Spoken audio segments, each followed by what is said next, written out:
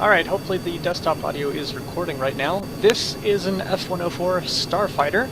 I know you can't exactly see it due to the fact that most of it is on fire right now, but it does have two drop tanks on the wings, which I am looking at their fuel loads right now. And we've gotten about a quarter of the way around Kerbin on, let's see, 200 units of fuel. Just about. We're about to run out of that 200 units of fuel right now. Which is why I have these open. I'm getting ready to ditch it, and you can see there's the Arctic ice shelf coming in front of us. The KSC is basically due south of us at this point, and it looks like our ideal cruising altitude is around 20,000 meters. I'm not really sure exactly. I'm not trying to fly this thing super precisely. The cockpit is angled down by 5 degrees, which makes it a lot easier to fly, especially at altitude. And the way I'm managing my altitude is basically to keep it level. I'm not really aiming for a particular... I just noticed I was late to drop those. There they go. I believe they hit each other. That's interesting. It's also interesting that they curled in their movements and actually went up a little bit. But yeah, as you can see now I'm using this other drop tank that are placed on the wing. And since I'm arriving over the Arctic right now, and this is just a test flight, I'm actually going to cut the engines to about 1/3 throttle, let the nose drop just a little bit more, and we'll start falling out of the sky pretty soon here. The fire's going to take a little bit longer to get out of the way for you to be able to see the rest of the design, but oh cool, you can see the end of the wings from in the cockpit, despite all the fire. But yeah, I think I got a pretty good look, a pretty good design. The only thing that's really not right about it is the fact that the cockpit is tilted down 5 degrees does give it a strange jut in the edge of the shape. You can kind of see that now, even with the fire going as it is. But once I get down to a little bit lower speed and lower altitude, you'll be able to see more of what I mean by that. I'm going to go ahead and leave that alone. We should be fine on fuel. And I'm actually going to turn the throttle down even more. And you can start to see it a little bit better. You can see that I used the, what do you call it, the shot cone intakes to make the intakes on it this time. I believe the last time I made a replica of an F-104, I did not use that. And it definitely looks better with it than without. I'm also using a fairing for the nose rather than the fuel tank and, what is it, I forget what it's called, but the avionics system part that I normally use, because I actually felt that the, what do you call it, the fairing makes a better shape and a more realistic shape for the F-104's actual nose. Also, this fuel tank is completely empty, as is this one, and this third one, I believe. Yes, this one does have fuel, as does this fuel tank, the engine pre-cooler, and of course, you know, the fuel tanks on the wing tips have fuel as well. So you can see that it is, we're actually not dropping as fast as I wanted to, so I'm going to go ahead and, actually I should just go ahead and turn off the SAS entirely. As you can see, this thing has fairly good glide characteristics, as I have very low throttle and am just letting the nose fall. I'm actually going to go ahead and engage the SAS again. If I was in a real hurry to get down, I would just do this. And I've decided, you know what, I will be in a hurry to get down, so we're going to just pull a high G turn. But you can see it's actually very slightly affecting Catlin's G limits. Max sustainable Gs is 6.6, which you can see we're down below again now.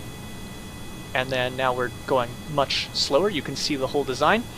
The thing that I really like about it is you might notice that the engine pre-cooler and the engine on the rear are actually curved ever so slightly up from the rest of the payload. The engine actually has about a 5-degree difference in its angle from straight and level with the main fuselage of the craft. The wings are perfectly straight. The tailplane is actually ever so slightly not perfectly straight. Besides the fact that the rear half of these elevons are the actual active surfaces, it's ever so slightly angled down to balance out properly. It's balanced a bit like a real plane in that the wing is pretty much just behind the center of mass and kind of level, and then the T-tail, the tail vertical surfaces, ever so slightly counteract that to keep the nose up, and it's self-balancing somewhat in that as you go to a higher speed, it is actually more balanced than at a lower speed. In real life, I think they try to aim for them to be about the same level of balance at all speeds, but yeah, that's just how it ended up on this one. The wings are a fairly simple design. They're just these wing connector type E's, two of them. We got the B type front wings, and then we have the C type for the rear bits. So the front is slightly more angled than the back, which is realistic to the real thing. Just a couple of these F-105s here.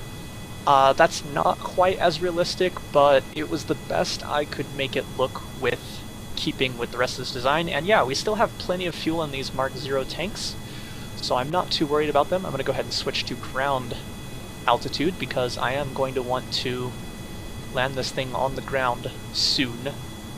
And it's better to know where the ground actually is if you're going to try to do that. I'm actually going to cut the throttle even lower. In fact, I'm just going to turn the engine off. Well, turn it to idling, because I believe that might be better for us touching down safely.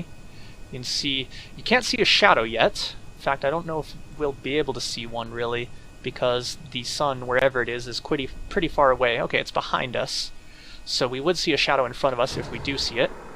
However, we're only about 100 meters up, and yeah, it's a bit